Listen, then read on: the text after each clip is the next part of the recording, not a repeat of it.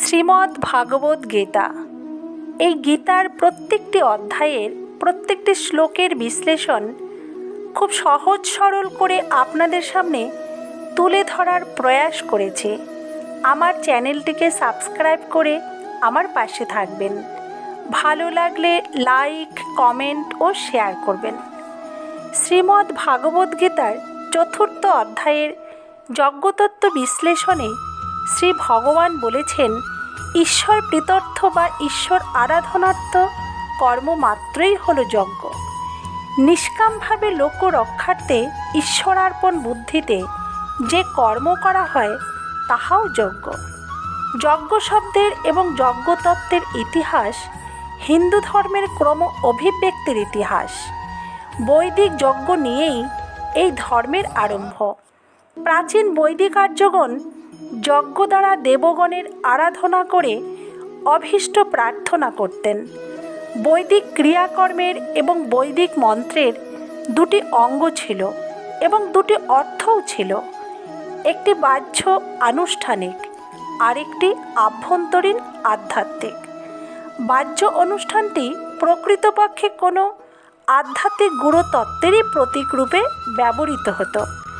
যেমন সোমরস ছিল অমৃত, অমরত্ব বা ভূমানন্দের প্রতীক। বস্তুত হিন্দুদিগের পূজার্চনা, আচার অনুষ্ঠান সমস্তই প্রতীকতান্ত্রিক। যেমন আমাদের একটি সাধারণ মাঙ্গলিক অনুষ্ঠান ধান দুর্বা দ্বারা আশীর্বাদ করা হয়। প্রাচীন আর্য সমাজে ধানই ছিল ধনের প্রতীক, আর দুর্বা হল দীর্ঘায়ুর প্রতীক। দুর্বার মৃত্যু নেই, রোদে পুড়ে বর্ষায় পচে গেলেও আবার গজিয়ে ওঠে। এর আরেক নাম হলো অমর।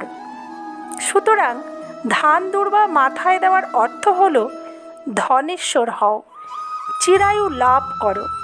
কিন্তু আশীর্বাদক যদি অনুষ্ঠানের অর্থ এবং তার অন্তরের শুভেচ্ছার সহিত সংযুক্ত না হন, তবে ধান দুর্বা দানে কোনো কাজ হয় না।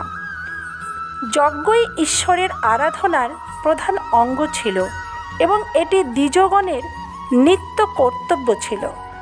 এইভাবে কালক্রমে যজ্ঞ শব্দের অর্থ আরও সম্প্রসারিত হয়ে পড়ে এবং চতুর্বর্ণের কর্ম মাত্রই এর অন্তর্ভুক্ত হয়। ব্রহ্মবিদ্যা ও জ্ঞান মার্গের প্রভাব বৃদ্ধিপ্রাপ্ত হলে বৈদিক যাগযজ্ঞাদি গৌণ বলে বিবেচিত হতে লাগল এবং ব্রহ্মচিন্তাই শ্রেষ্ঠ মোক্ষ পদ বলে নির্ধারিত হলো। তখন যজ্ঞের স্বরূপও পরিবর্তন হলো। শ্রেষ্ঠ যজ্ঞ হলো ব্রহ্মচিন্তা, জ্ঞান হলো ওই যজ্ঞের অগ্নি, প্রাণ হলো স্তোত্র, মন হলো হোতা, সর্বস্ব ত্যাগ হলো দক্ষিণা। যজ্ঞের যে মূল তত্ত্ব ত্যাগ, ঈশ্বরার্পণ, নিষ্কামতা, এসবের দ্বারা যুক্ত করেই সকলই মোক্ষপ্রদ করা হয়েছে।